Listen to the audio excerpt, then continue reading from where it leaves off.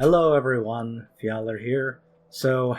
I have finally updated the site for once, and that includes the most recent news, which of course is the Gintama collab, which is about to come out on the Chinese server.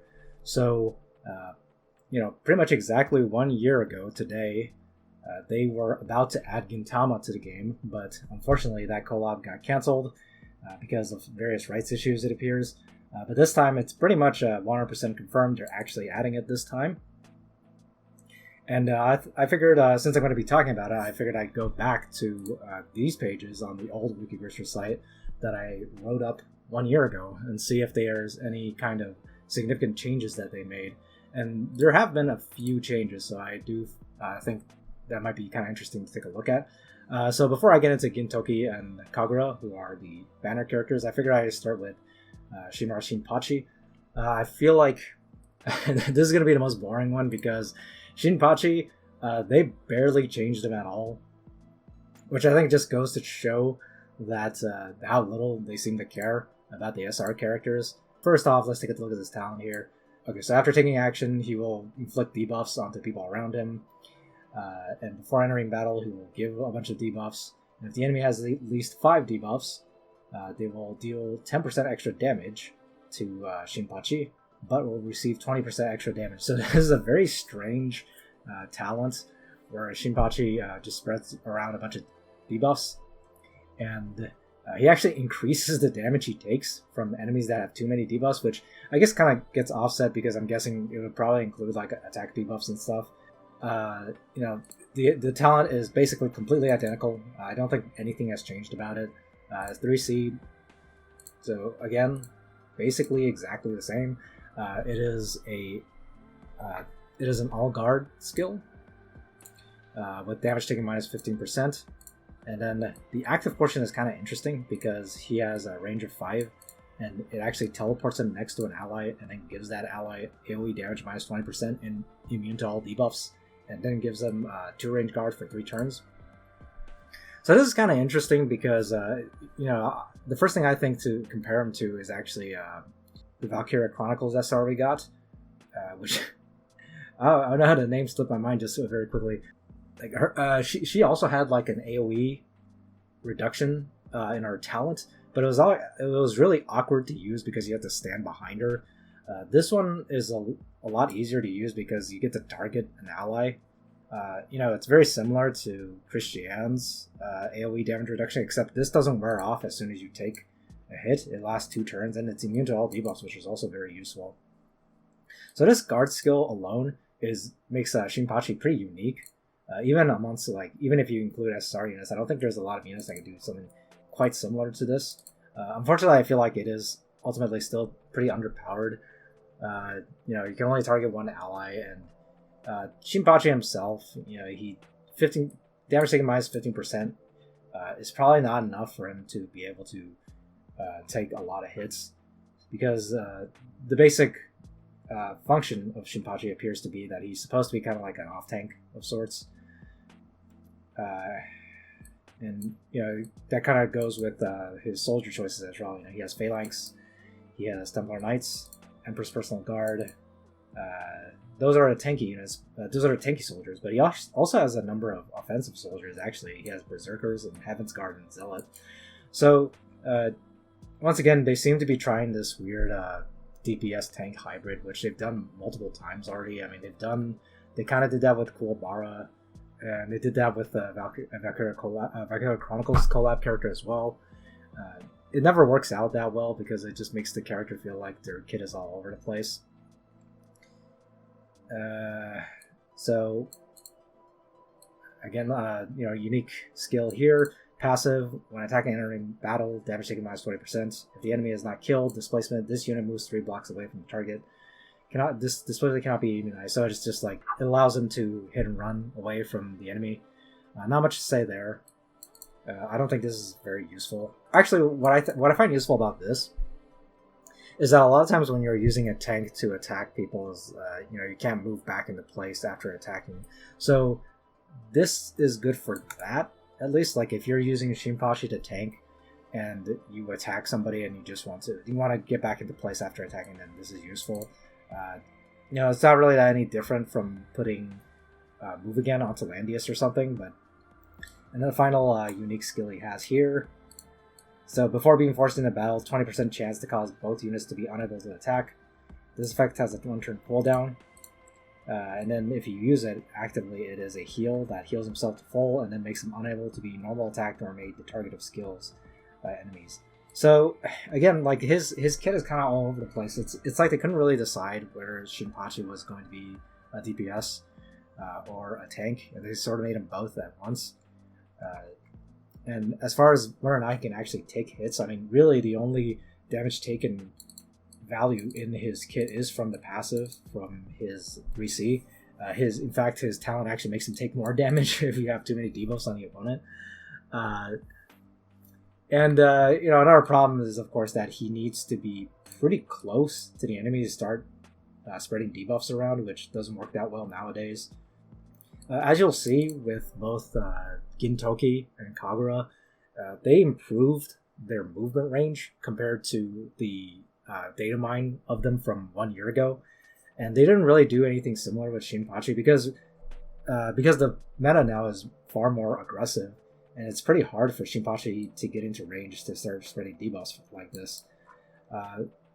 The last most notable change is that they actually changed way back. So 1 year ago, they data mined the skills for the character, and the most notable change is that he used to have defense command in his swordsman class. This time he has Iron Fist. That makes sense to me. I think what they were trying to do was just to make him better as a tank when you're low level and you're a new player and you just got Shinpachi and just want to play with him. It makes sense to give him a tanking skill at low levels because otherwise the only tanking skill is his 3C, and obviously new players can't get the 3C until pretty far into the game. That's still pretty... It doesn't make that big of a difference. But honestly, I feel like if a new player was going to invest in a tank, like investing into Shinpachi would definitely be a trap because there's so many good SR tanks now. You would be better served investing those limited resources you have. Like class upgrade items and stuff are also kind of hard to come by when you're a new player. So I feel like you would be better served investing into like Vargas or Freya or even Grenier. The only thing that I think is kind of interesting about Shinpachi is that they actually made him protagonist, which is very strange. Faction to put him into. All three of the Gintama characters are protagonists. I guess they were just trying to throw protagonist a bone, but it makes it kind of useful in that he could get a buff from Matthew, which obviously is not the case with a lot of the other collab tanks that they added. It's like or even a lot of collab units in general they added. For example, I just think of Toma from the Ronin Warriors collab.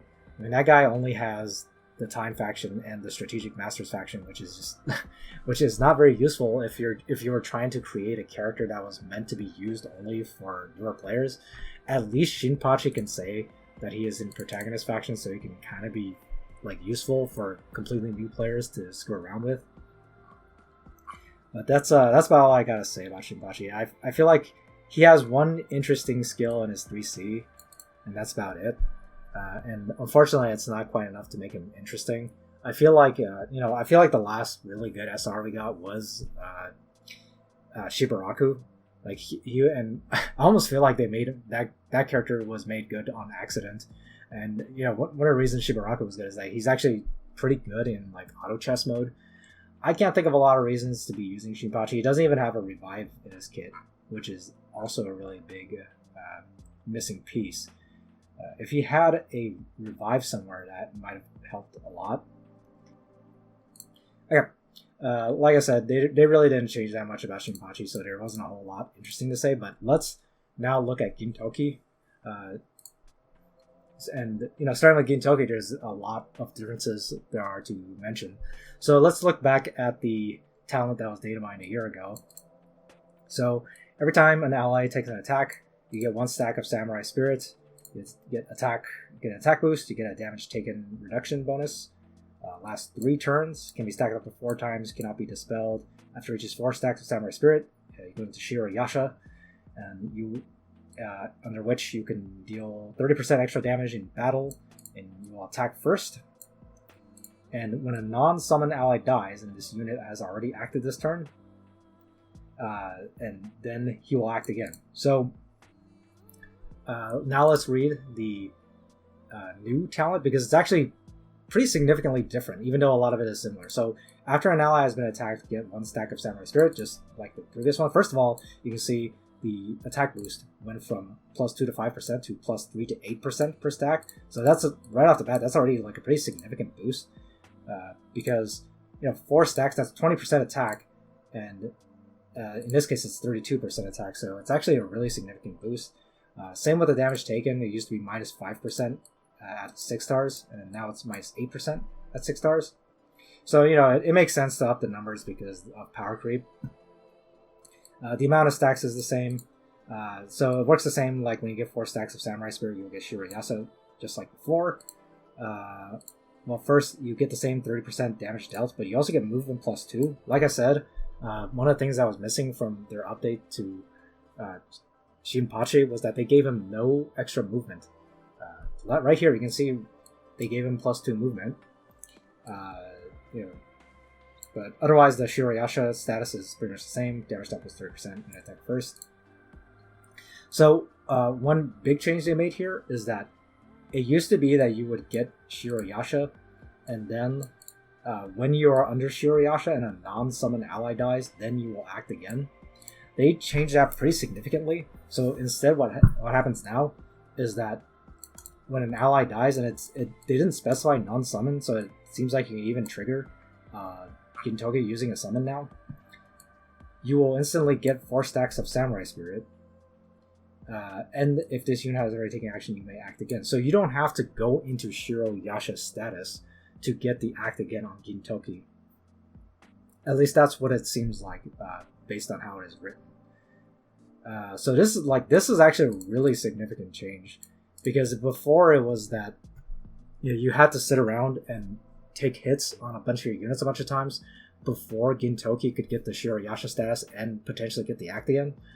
With the much faster pace of the metagame now, instead he will just instantly go into Shirayasha status if one of your units die, and you can start triggering the act again already.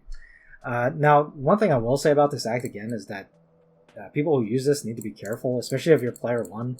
You want to be careful as to not move Gintoki too early.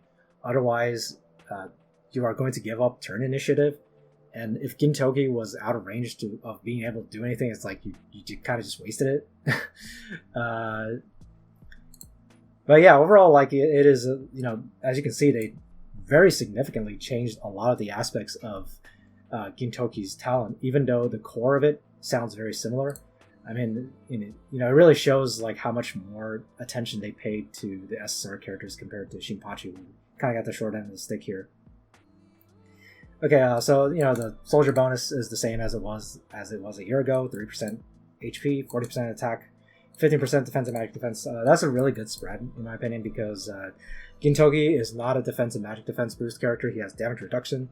So the only thing that would have made this better is if it was 40% to HP, but I guess they just decided he doesn't get to have all that. So the 3C is Lake Toya. So let's first look at the original version. So first it's a passive. If no damage was dealt this turn, you will get Iaido. Before entering battle, attack enemies within 1 ring for 0.3 times AoE damage, last 1 turn. And then physical attack. Attack a single enemy, 1.8 times damage, dispel 5 buffs, disable all equipment, aside from max HP effects, last 2 turns. If the enemy is an NPC, this is instead all stats minus 25%, which lasts 2 turns and cannot be dispelled.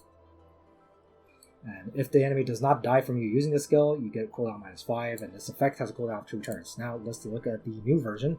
So first, the passive is more or less the same, but notably they actually made it weaker than it was a year ago. It used to be 0.3 and now it's 0.25. It's not it doesn't really matter that much, because the big value from this passive is really being using Gintoki to be able to blow up last rites and stuff, because this is before battle. So that's actually really interesting, because usually stuff like Sword's Breath and stuff like that happens after battle. Gintoki is pretty unique in that he does this damage before battle, so he can break last rites and all that stuff. So the physical damage portion it's still 1.8 times damage, as you can see. It is still dispel 5 buffs and disable all equipment effects. Now they changed it so that the disable all equipment effects also cannot be dispelled. It used to be that the PvP effect could be dispelled and the PvE effect couldn't be dispelled. So they've changed it so that you can. They've changed it so that this effect is far stronger. The rest of it, the cooldown reduction seems to be basically exactly the same. If the enemy does not die, you'll get -5 cooldown, and this can only occur once every 2 turns. So this is a very strong single target skill. It has 5 cooldown, and it's basically as strong as Sword Soul, and it does all kinds of nasty effects. And even if you miss the kill with this, you get another chance to use it again the next turn. So it's quite scary. Very, very powerful skill. So looking at his classes, it's the same as before. He has 2 infantry classes, which of course is instantly kind of a problem. Obviously being locked to one class can be a huge issue, and infantry especially, I think, has a bunch of problems because Cavs are pretty ubiquitous right now, and I feel like the best class to be is actually putting movement aside. Like if you're one of the 3 core classes, the best one is probably Lancer, if only because there's so many Cavs running around, and there's not that many infantry to give you a hard time when you're playing Lancer. The soldiers, I believe they kept them basically the same. Okay, so what they did is that they actually removed... So they removed Empress Personal Guard and Highland Warrior from his training ground soldiers, and instead they gave him Steelwing Warriors and Sansei Mercenaries. So Sansei Mercenary makes sense. I mean, it's a very strong infantry, and it's a new troop that didn't exist back when Gintoki was originally planned to be released, so it makes sense that it gave him such a strong troop, and it's really nice to get that one.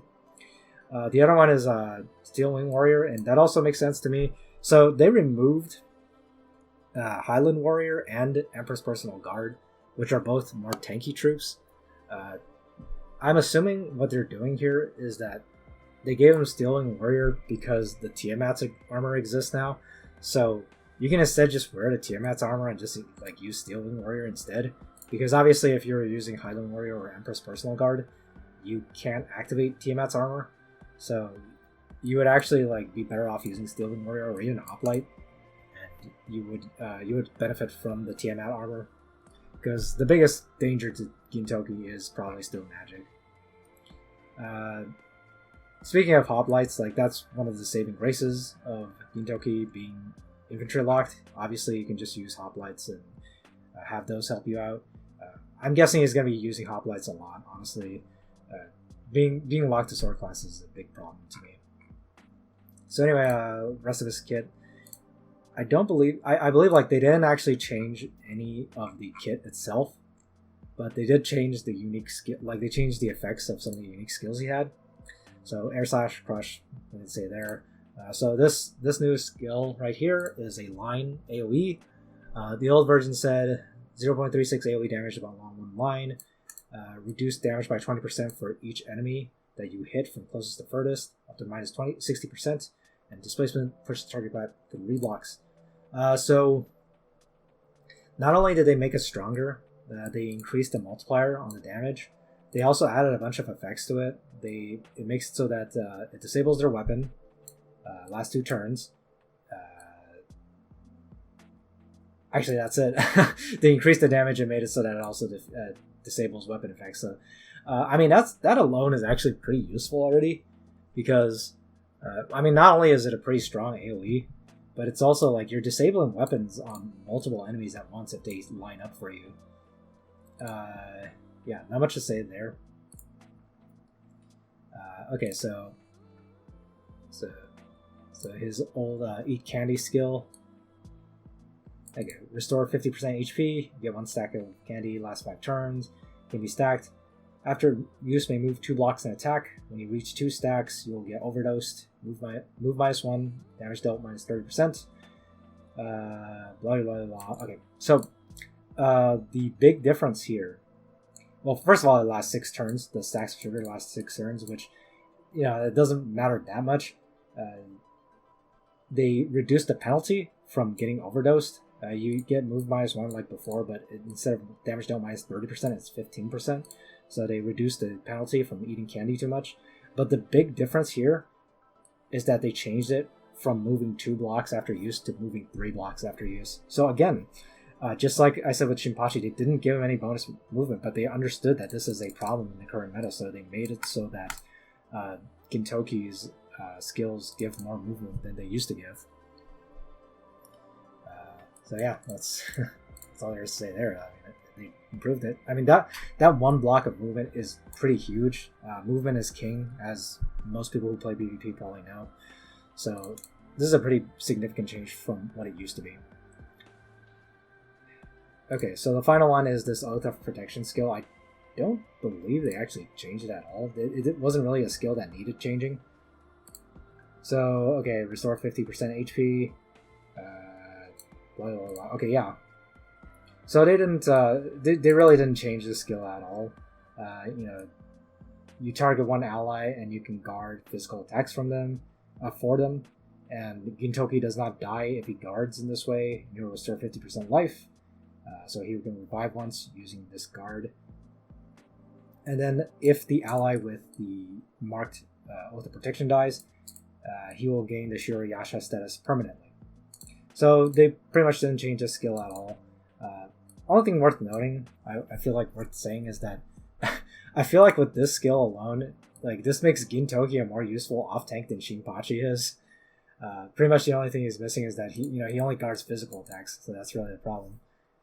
He doesn't guard magical attacks, but still, that's like a pretty big. That's a pretty, this is a pretty good guard skill. Let's see here. What else does he have? So Air Slash, Crush, Flash, Sword Soul. I mean, these are all like pretty standard like skills to have. I think most of the time you're not going to be using them. Obviously, most of the time you're going to be using the 3C. You're probably going to bring the Candy skill. I mean, just if only for the move again after use. For his final skill, you will either bring the AoE if you feel like you need to, but alternatively, you would probably bring Sword Soul. Flash can be useful if you feel like you're going to be fighting like a really long tank push fight and you just want a skill that can be spammed constantly. Flash can be good. Air Slash is good, just might be good for the range. And Attack Command, I think, is self-explanatory. So this is actually kind of an interesting combination of skills here. So you have Flash for quick cooldown skill if you need it. You have Attack Command if you want to help your allies. You have Air Slash if you want that little bit of extra range. And you have Sword Soul if you want Gintoki to focus on busting a tank. So he's actually going to see a lot of use for all 3 of these skills, I feel like. So anyway, overall thoughts on Gintoki, I think he looks really good, actually. The fact that they went back and actually gave him a bunch of extra movement is very, very helpful. You can give him Apex Boots, so you have 4 move. He will get +2 move from Shirayasha, which will have him 6 base move, and then he will have +3 move from the Candy skill, so 9 move, plus, you can attack 2 range if you really want to, 11 range, and then otherwise 10 range, that's pretty good. So yeah, I think Gintoki looks really good. So that's Gintoki. So let's take a look at Kagura.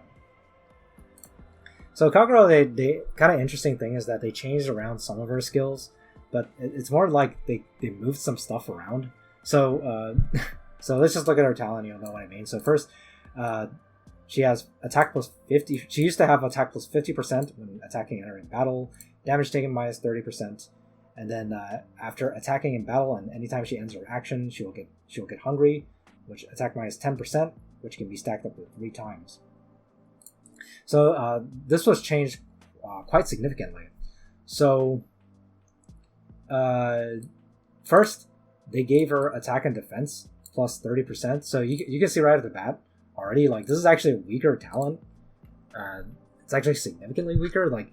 It's 20% less attack and instead of damage taken. like instead of damage taken minus 30%, it is defense plus 30%, which is not nearly as useful. So now the Hungry can be stacked up to 7 times instead of just 3 times. However, Hungry itself doesn't seem to have any sort of debuff associated, so it's not like before where Kagura was just constantly getting weaker and weaker if you just left her alone too long. You have to reach a threshold before it actually becomes a problem. And in this case, it's you have to stack 5 times before it becomes a problem. But it's far more debilitating this time. It's actually, you get -1 movement, which is pretty bad already. But when entering battle, you attack after the enemy, which is the first time I think this has been a penalty for anything. However, they also made it so that after taking action, you actually only have a 50% chance at 6 stars to get a stack of Hungry. So before, Kagura would get Hungry after ending action no matter what. So it was actually the clock was counting against you much stricter in the original version. Okay. So let's look at our 3C here. So the original, this also changed quite significantly. The cooldown used to be longer. So, originally it said restore 20% HP at the start of each turn. And the active was you remove 3 stacks of Hungry. She will get immune to all debuffs and battle instincts. After dealing damage, cooldown -5, last 2 turns. After use, you can move 2 blocks and attack. Battle instinct cannot be dispelled or immunized against it during its duration. Hunger will not stack. Okay. So they changed it so that instead it is a 6-turn cooldown and not an 8-turn cooldown. And as I mentioned earlier, they kind of redistributed like her previous talent into other places, and this is what I mean. So since her attack boost is weaker than it used to be, they actually made it so that this passive is way stronger. So instead of just like a really boring like restore HP effect at the start of each turn, this gives, as long as she is not in the debilitating so Hungry effect, she will have normal attack damage dealt plus 20%, and before entering battle, restore 30% of units HP. So this part is significantly stronger than this. I didn't need to explain, but I mean, for one thing, this is only 1 time at the start of turn, it's only 20% life. This is 30% life and before entering battle. As far as I can tell, it is not only for, actively entering battle. So it also works for when Kagura gets attacked. So it's kind of like when you're fighting Lewin, and both when he attacks and when you try to attack him, he's going to restore a bunch of HP, and that can be quite annoying. So the other thing they did here is that they made it so that the active portion, first it gives her an attack buff, 20%. I've seen some people say that this makes up for the fact that she didn't have the extra 20% attack from her talent, but I'm pretty sure this is like a generic attack buff, but I can't say for sure. But that is going to determine whether or not how useful this part is, because if it's just a generic attack buff, it's like, it's not bad, but it means you can't stack it with like other attack buffs, right? So you still get the immunity, you get the combative nature, again, like damage dealt plus 30%, physical damage taken minus 30%, and you get the skill to deal damage cooldown -5 again. And after use, you may move 4 blocks and attack. So it's not, it used to be, 2 blocks? Yeah. So, and same thing, like during its effect, you can't get Hungry, and after your effects ends, you will get 3 stacks of Hungry. So they kind of increased, in some ways basically what they did is that they made the penalties on Kagura heavier than they used to be, but they also made it so that her kit just feels a little bit stronger overall. And she has arguably better survivability thanks to this self-heal. She has both the defense plus 30% and the physical damage taken minus 30% if you have the combative nature buff active. So she is physically more tanky than she used to be. Let's see here. Okay, so the soldiers, they basically kept them exactly the same with one key addition. So, Amazon Champions, Berserkers, Bone Dinos, Griffin Knight. Train Guardian, Barbarian Warrior, Heaven's Guard, Angel. So these are all like, they're all pretty good offensive troops, but the most notable change they made, of course, is that she did not have unicorns before. This is actually a very, very significant change, because now it means you can run her as Cav and not get punished. You can just run her with unicorns, and she can run all over the place.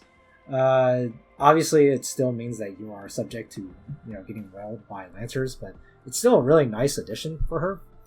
And, you can still put the unicorns on her Lancer class, and that would work just fine as well. So, not much to say about the Umbrella Gun skill. This is just like this is basically just an air slash attack that has a displacement built in if someone's next to you. It also attacks first if you have less than 3 stacks of hungry. Not a lot to say there. It's a solid skill, air slash type skill. Okay, so Wolf Down. So it used to be 20%, restore 20% HP, remove 1 stack of hunger. After use, may you move 1 block and attack. And okay, so they instead change it so that okay. So they made the self-heal way, way stronger. So after use, it dispels 2 debuffs, removes 5 stacks of hungry, and heals 80% of the unit's HP. So that's a really, really big buff. No hungry can be gained from the talent on the turn this skill is used. So, they removed the ability for this skill to let you move 1 block and attack after using it. So it used to be that, it used to be that you would use this skill plus, Awakened Nature to move the extra 3 blocks. But now that they've removed that, and this is basically just a self-heal and nothing else, and a way to remove the hungry stacks, of course, they kind of folded the movement into the 3C activation, and they gave 1 extra block on top of that. So it's plus 4 move instead of just plus 2 and then plus 1 move. Alright. So the final skill here is Punch Kick Flurry. Attack a single enemy, 1.6 times damage. Disables target's armor. Inflicts defense minus if you're an NPC.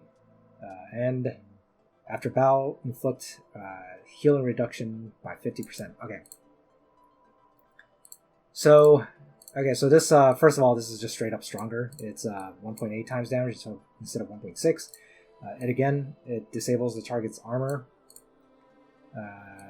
Defense minus 25% on NPCs, like before.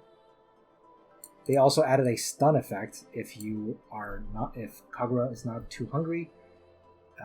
The healing received minus 50% is still the same. Okay, so they just made it stronger, and mainly they made it stronger and added a potential stun effect. So yeah, again, overall just making her kit stronger. So let's see here. So this skill has move 4 blocks and attack, and she really doesn't have any other movement boost as far as I can tell. So you are stuck with either the 4 move on her Lancer class or the using Apex boots, or you can use 5 move on her Strike Master class. 5 plus 4, it's 9 move, and then you can she does have a air slash style skill, so that's a decent range. I think a lot of people will want to class her as Lancer still, if only because I feel like that's a better class to be nowadays. But that's obviously for people to decide. She has pretty good troop choices. Amazon Champions, self-explanatory. Angels, are okay. Unicorns, obviously, like I said, those are really, really nice. Barbarian Warriors are also very strong as an infantry choice. So she has something for every class type, and she has Angels and Griffin Knights as a unique or a neutral option if she really wants them. I don't know how to feel about Kagura, honestly. It's a very interesting design where she gets weaker if you stand around too long and you don't engage. That can be a problem in certain fights, and the thing is, her closing ability is not as strong as you might expect for someone with a kit that basically tells you need to rush or die. Because even if you go Cav class on her, she is 5 plus 4 move, from 3C. So it's like it's 9 move plus maybe a 2 range attack from her umbrella gun skill. That's not the. I mean, that's good. That's decent range, but it's not as strong as some of the strongest like movement units in the game. However, I will say that Kagura hits really, really hard. I mean, she has 30% attack. She has what is it? Damage dealt plus 30% from this Awakened Nature skill. You know, she has another 20% on her normal attacks if you decide to do a normal attack, I guess. And worth noting, she has 619 attack on both her classes, which I'm pretty sure is the highest attack stat in the entire game. I don't think there's a single other character that has a higher attack stat. Yeah, I don't know what else to really say about Kagura here. She seems like a very unga bunga, do lots and lots of damage character. She doesn't seem to have a lot of interesting utility in her kit. Even Gintoki has a pretty interesting like guard skill. You know, it doesn't seem like Kagura has anything quite like that. So not much to say other than that. She seems like a strong DPS, but nothing particularly unique to offer. She is protagonist, like I said. All 3 of them are protagonists. That's fine. You know, protagonist plus princess is like whatever. Like I don't think that's actually that big of an overlap anymore. Well, it's an overlap, but a lot of the princess plus protagonist characters are healers. Pretty much all of them are. You know, you got like Tiaras, Liana, I guess Chris. I mean, they're all princess protagonists, but it's usually not. Usually, I don't think protagonist and princess is a big enough overlap to justify building a box around. So it would have been nice if I mean, princess is fine, but I would have preferred something like Glory or a Legend instead. Like that would have been better. Yeah, that's all I gotta say about Kagura for now. So the 2 uniques they added were Gustav and Christiane. Christiane's is a magic defense plus 5% Helm. Immune to displacement, and after you activate a revive effect, you will always get the Equinox effect, which is the strongest effect, where you get damage dealt plus 10% when forced into battle and restore 20% HP after battle. And you can only have 1 Whisper's effect, so you can't get Equinox plus one of the other effects just because you satisfied the requirements. This isn't that strong of a helm, but it is a very good helm. There really wasn't that many good magic defense options for helm slot on Christiane, so it's nice that they gave her a helm. Like that was really the one slot that I feel like most Christiane users were hoping for. Really, the only good magic defense helm was, I mean, Gaia's helm has magic defense on defense, but sometimes people don't want it to be only on enemy phase. The only other notable magic defense helm was Carbon Fiber Helm. And that's obviously a little bit unreliable due to the HP threshold. Obviously, Christiane using stuff like Tyr's Helm and Rigel Helm, those all work fine for her. But it's nice to have a helm that's just like very, a very generic stat stick. Even just as a safe stat stick, this is already a nice helm to have. I feel like all this other stuff is just like the cherry on top. Immune to displacement can be useful. I mean, sometimes it could actually be harmful, but I think usually it is helpful if you know how to position properly. This is just a nice bonus. I don't think it's that important. I think most of the time, when you get around to the point where Christiane is ready to activate her one of her effects, the match is probably close to done unless it's a tank push fight. But you can't really complain. It's a decent helm. I don't have too many complaints. Christiane was already pretty good, and I think the helm is fine. Can't really say the same about Gustav's helm. I mean, so you got yet another mage helm. When this unit has skills on cooldown, hero damage dealt plus 10%, and before being forced into battle by a ranged attack, deal 1 times this unit's intelligence as fixed damage. So I have no idea what the second part of this equipment is even doing. Like, I guess it stops her from dying to people with Sorks because she can blow up their Sorks beforehand, which, okay. The damage dealt is nice. I mean, having offensive stats on a helm is pretty valuable because you don't get them that often. But I don't feel like this is worth giving up Tenyo's for, which is of course always the thing you want to compare to when you're using a mage helm. I mean, I really would have wished that they fixed some of the key aspects of Gustav, because she has a number of problems. For example, she has a problem where she only really inflicts her cooldown reduction after you even hit. She has this problem where how about like something that allows her to get the extra range from her 3C passive even when she doesn't have something on cooldown. I don't know, just a thought. I mean, it just felt like they didn't. It just felt like they didn't really engage with any of the unique mechanics Gustav have, and then they just kind of came up with a kind of a generically sort of useful effect and just slapped it onto a piece for Gustav. I don't care for this. It's not unusable. It's okay, but they could have done a lot better than this.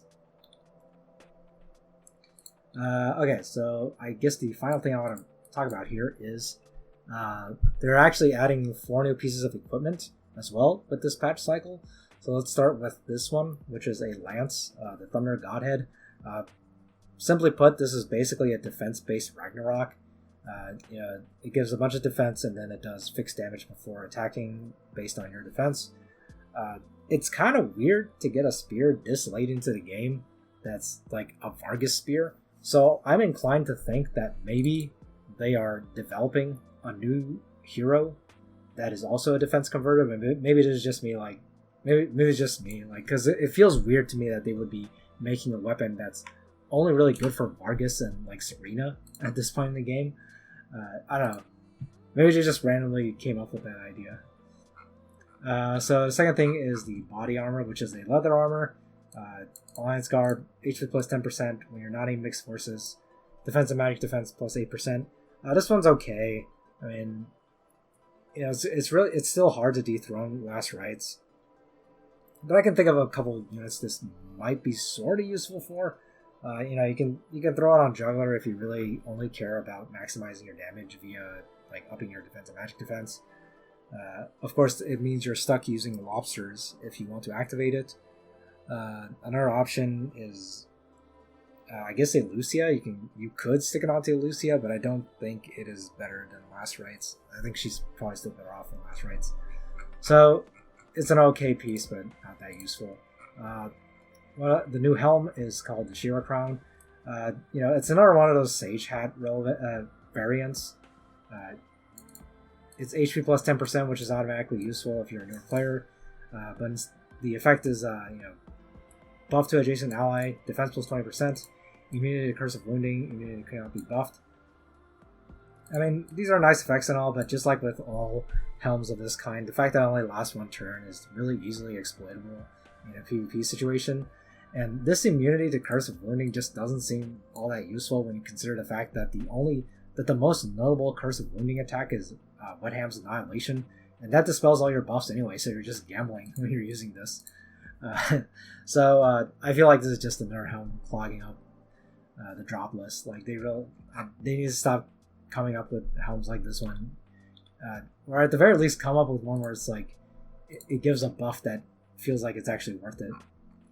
Okay, so the accessory is this thing, Eclipse Tidesong. Worth noting, it has HP and intelligence instead of intelligence and magic defense, which is nice. 8% intelligence, and then it says after actively dealing damage, 70% chance to inflict magic defense minus 20%. Okay. So from the way this is worded, it makes me think that this works on AoEs. So this might be pretty useful on somebody who's like your first AoE, and you just want them to inflict some kind of nasty debuff on them, and they can follow up on that. But otherwise, like this is like not something I care much for. Like if you wanted to use an HP plus intelligence accessory, I think this works okay. Like, the only other options you had were was it Star Earring and Dimension Jewel, and what was the last one? The last one is also a recent item.